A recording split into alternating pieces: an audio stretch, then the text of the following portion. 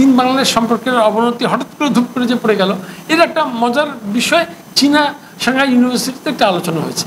সেখানে তারা বলেছে যে দেখো, বাংলাদেশ একটা বড় মুনাফিক করেছে। সেই মুনাফিকটা কি, যেটা পাকিস্তান করেনি, এটা মিশরও করেনি, সেটা বিশ্ব পাকিস্তান বলা বলছে পাকিস্তান আরও সপ্তাহটা করেনি। সেটা হলো যে চাইনিজ ওয়েপন যেগুলো বাংলাদেশে আসবে, সেগুলো একটা চুক্তির মধ্যে একটা ক্লজ আছে এরকম, যে এগুলো অন্য কোনো দেশ যেন ধরতে না পারে, অন্য কোনো ট্রেনার এটা যেন হ্যান্ডেল করতে না পারে, এর অন্য কোনো ম্যানুয়াল যেন বাইরে না যায়।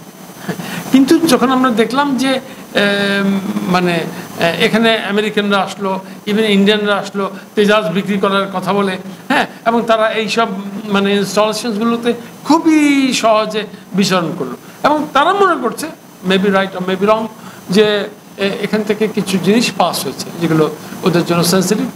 আর এই জন্য মনে হয়েছে যে চায়নারা এই বিষয়টা স্ট্র্যাটেজিক এরিয়াতে খুব বেশি আমাদের উপর আস্থা রাখতে পারেনি। এটা একটা কারণ থাকতে পারে।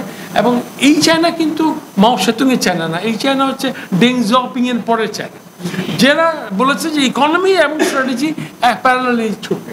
হ্যাঁ, যে শুধু অর্থনীতি দিয়ে আপনাকে, অর্থনীতির সাথে আপনার স্ট্র্যাটেজিক ইন্টারেস্টগুলোকে আপনাকে একই সাথে মাথায় রাখতে হবে। অর্থাৎ এই ডেং জিয়াওপিং মানে আপনি যদি তার ইন্টেলিজেন্স অপারেশন, ইন্টেলিজেন্স চায়না আগে 2-3টা দেশের বাইরে কাজ করতো না, চায়না সারা পৃথিবীর প্রায় ওদের 56টা ওদের ওভারসিজ অপারেটিভস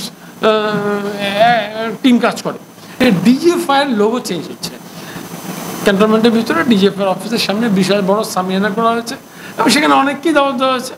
তা আমি এই বিষয়টুকটাকে একটু লেখালেখি করি, সেই সুবাদে ওরা আমাকেও দাওয়াত দিয়েছে। ডিজিএফআইয়ের উপরে আমিও একটা ছোটো লেখা দাঁড় করেছিলাম, এবং সেই সময় বলেছিলাম যে এটা তো এফবিআই ম্যানুয়ালি ফলো করে আসলে। হ্যাঁ, ডিজিএফআইকে আপনি আয়নাঘর, ডিজিএফআই তো আয়নাঘর থাকবেই, তো ডিজিএফআই তো কাজই তো আয়নাঘর থাকা, মানে একটা সিক্রেট হাইডআউট প্লেস থাকবে, ওখানে আপনি আপনার মতো করে মানে অনেক কিছু করবেন। আসলে এটা অনেক গুমও করে দেয়। হ্যাঁ, এফবিআই করেন না, সে করে তো তো প্রচুর লোককে, বাংলাদেশের দুজনকে, বাংলাদেশের ইন্টেলিজেন্স দুজন লোককে ওখানে পাওয়া যায় না, ডিজিএফআই মানে ওয়েবসাইটে আমরা সেটা পাই সিম্পল, মানে যেরকম। এখন হচ্ছে যে ওখানে তারা বললো কি, এই ডিজিএফআইকে সেই সময় বলা হলো যে এটাকে ওভারসিজে কাজ করবে, মানে ডিজিএফআই দায়িত্ব পেল সে দেশের বাইরে যে কাজ করবে।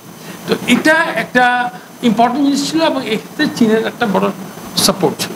এবং তারপরেই ডিজিএফআইয়ের যে প্রধান, উনি ব্রিগেডিয়ার থেকে মেজর হয়ে গেলেন, রিমেম্বার, মানে ওনাকে একটা গুরুত্ব বেড়ে গেল ওনার, এবং উনি ছিলেন 1 স্টার জেনারেল, এখন 2 স্টার জেনারেল, এবং কখনো ওনার ভূমিকা আরও কঠিন হয়ে ওঠে।